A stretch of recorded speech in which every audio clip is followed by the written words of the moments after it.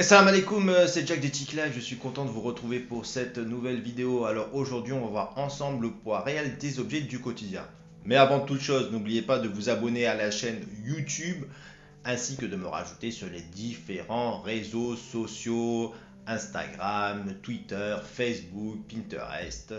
Voilà. Et aussi, avant de commencer cette vidéo, je vous rappelle que Ethic Life, c'est une marque de produits naturels, dont ce beurre de karité du Bénin 100% naturel, du commerce éthique et responsable. En achetant ce beurre, vous soutenez le développement des femmes du Bénin, car c'est surtout elles qui fabriquent ce beurre de karité. Je vous invite à découvrir la vidéo de présentation de ce beurre de karité. Vous pouvez le commander sur mon site internet et vous avez même 10% de réduction en rentrant le code éthique10. Donc rentrons donc dans le vif du sujet, à savoir le poids réel des objets du quotidien qu'on a chez nous dans notre foyer. Voilà, donc on va partir d'un foyer moyen, d'une famille moyenne ou d'un couple moyen, voire une personne seule aussi d'ailleurs, voilà, qui a un logement décent avec un minimum d'équipement de manière à pouvoir vivre décemment. C'est ce qu'on souhaite à tout le monde. Je sais que les temps sont de plus en plus compliqués avec tout qui augmente, dont le prix de l'essence, j'ai mis la dernière fois, j'ai compris ma douleur.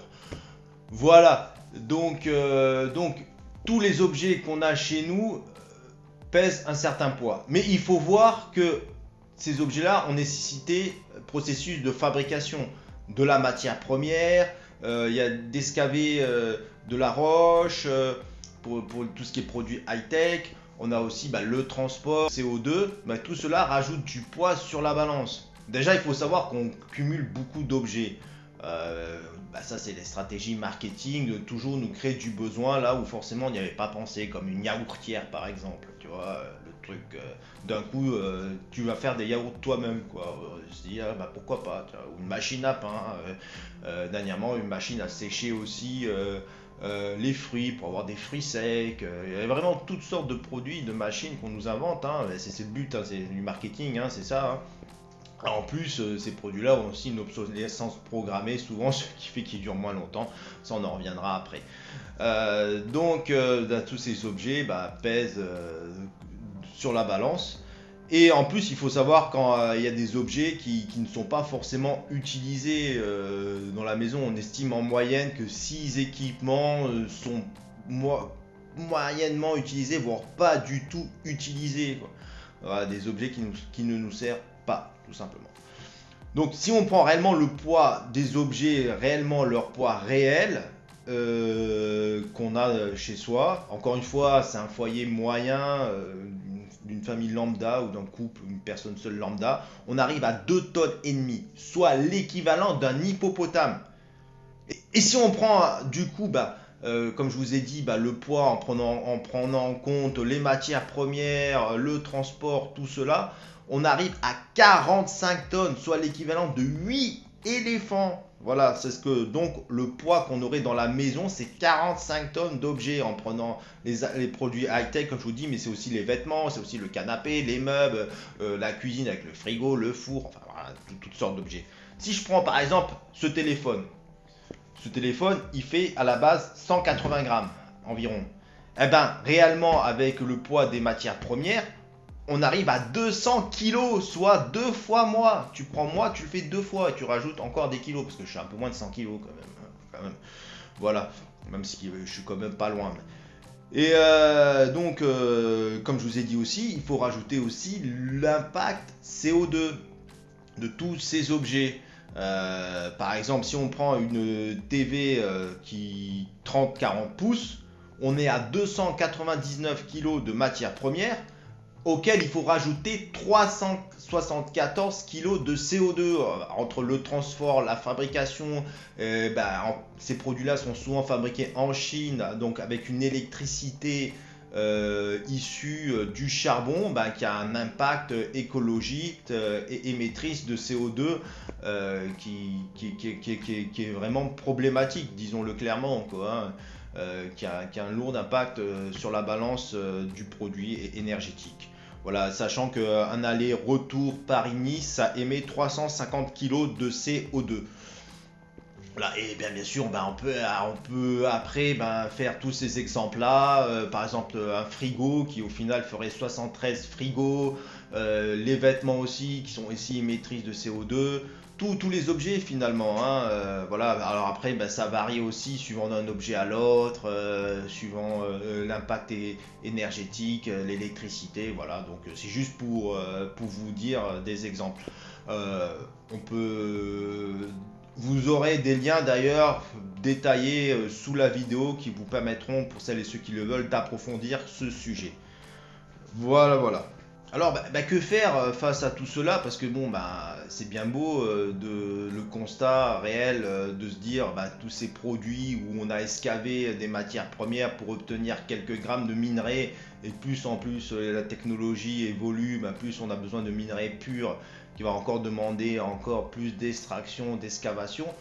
On va y aller que crescendo, hein. Ça, il n'y a pas de, malheureusement, il n'y a pas de fatalité pour. Mais on peut essayer déjà de changer les choses. Déjà, premièrement, se dire qu'on veut un objet, est-ce que déjà j'ai l'argent? Bah oui, parce que c'est déjà le premier truc, c'est est-ce qu'on a l'argent? On souhaite tous que tout le monde ait des moyens financiers, ne serait-ce pour vivre décemment, comme je vous ai dit. C'est vrai que la situation actuellement est compliquée.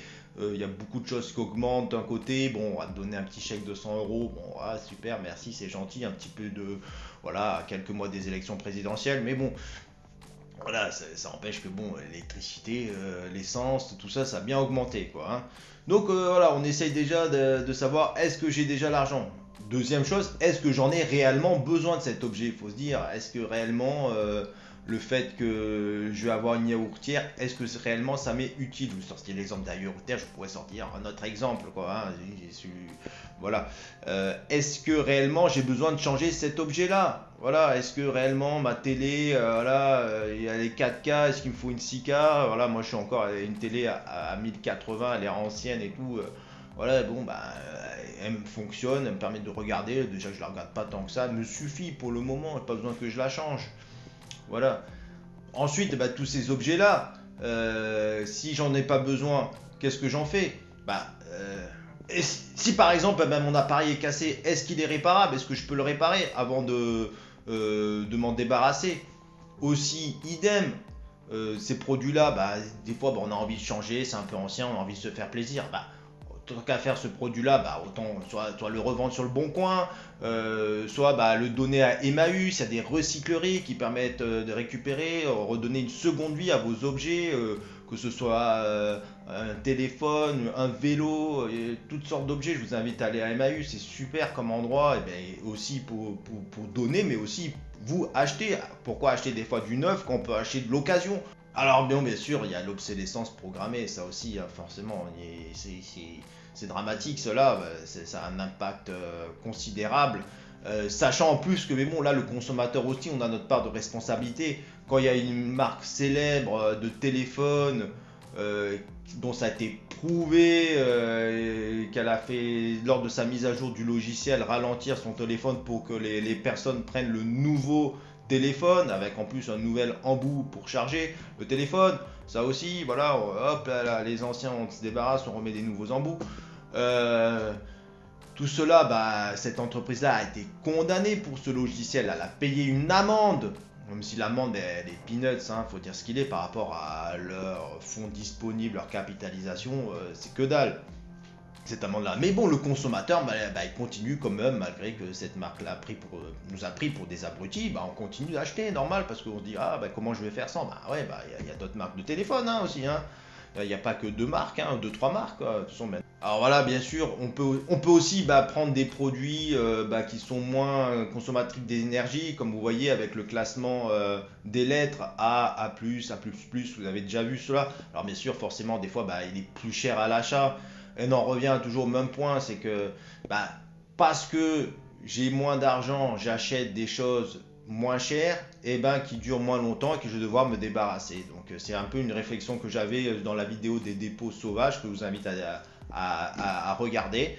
Voilà, donc c'est le cercle vicieux, hein. On n'a pas beaucoup d'argent, on achète moins cher, on achète des meubles de moins bonne qualité qui vont durer moins longtemps et qu'on va jeter, comme le canapé, comme le lit, comme le matelas.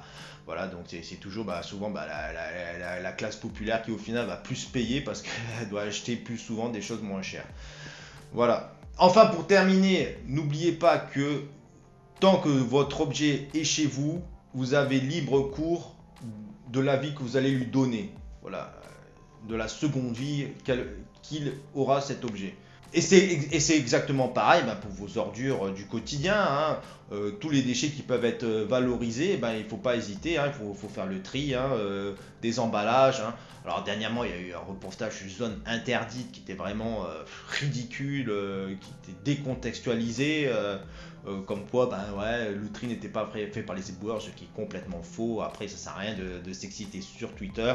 Non, c'est pas parce qu'il y a eu des conteneurs qui ont été mélangés, pollués, comme on dit dans le jargon, qui ont été pris dans le ramassage d'ordures que le tri ne doit pas être fait. Non, il y a des centres de tri qui peuvent être visités lors des journées portes ouvertes du patrimoine. N'hésitez pas à y aller, quoi. Donc en premier lieu, ces enseignements que j'essaie de vous faire partager, je dois essayer d'abord me les appliquer à moi, à ma famille.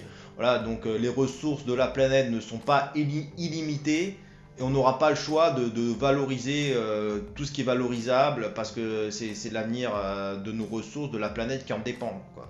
Voilà, donc attention, je ne vais pas être dans un discours fataliste de la fin du monde qui arrive prochainement. Non, c'est pas le but, mais c'est que chacun essaye de faire des efforts pour préserver les ressources de la planète. Voilà, sur ce, je vous souhaite une bonne journée, une bonne soirée, peu importe quand est-ce que vous regardez la vidéo, et je vous dis à bientôt, Inch'Allah.